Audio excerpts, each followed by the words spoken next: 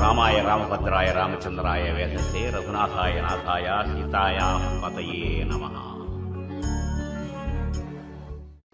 ఈ మధ్యన తరచుగా సనాతన ధర్మం అనే పదం వింటున్నాం.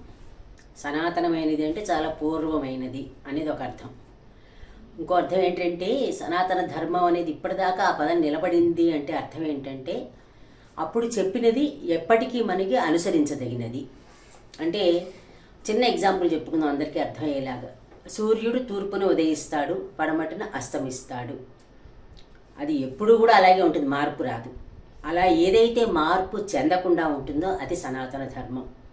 అందుకని మన సనాతన ధర్మం ఏం చెప్పిందంటే సత్యం వద చెప్పింది, నిజం చెప్పమంది. అది ఎప్పుడు చెప్పవలసిందే కదా. ధర్మం చెర అంది, ధర్మాన్ని ఎప్పుడు అనుసరించమని చెప్పడమే కదా.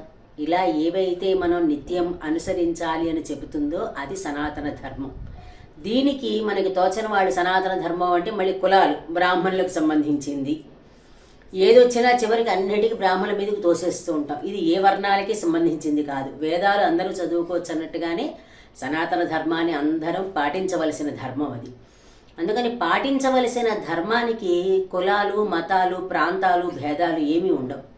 అత్యంత పురాతనమైనది. మనకి ఒకటి చెప్తున్నారు చూడండి, చిన్న ఎగ్జాంపుల్ మీకు చదివి చెప్తా. యోగా మరియు ధ్యానం యొక్క ప్రాముఖ్యత. మన సనాతన ధర్మం ఏం చెప్తుంది? యోగా మరియు ధ్యానం వంటివి ఆధ్యాత్మిక సాధనాలను ప్రోత్సహిస్తుంది. ఈ యోగా చేయడంలో ఏమైనా మతం ఉందా, కులం ఉందా, లేకపోతే కనుక ఇంకేదైనా ఉందా, ప్రాంతం ఉందా ఇక్కడ? అలాగే యోగాతో పాటు మనకి ధ్యానానికి ఏదైనా ఉందా? ఇలా ఏవైతే దేనికి సంబంధించనిది, మనిషి మనుగడకి సంబంధించేది ఏదైతే ఉంటుందో అది సనాతన ధర్మం.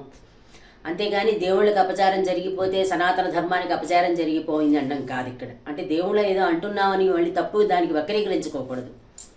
మనం చెప్పదలుచుకున్నది ఏంటంటే సనాతన ధర్మం అంటే అందరూ మనుషులు ఎల్లవేళలా ఆచరించదగినది. అందుకే చిన్న ఎగ్జాంపుల్స్ చెప్పింది.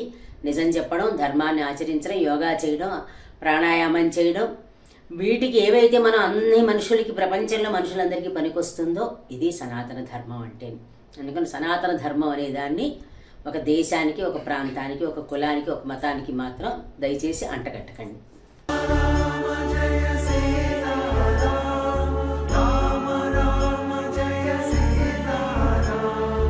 రామాయ రామభద్రాయ రామచంద్రాయ వేదసే రఘునాథాయ నాథాయ సీతాయాం పతయే నమః.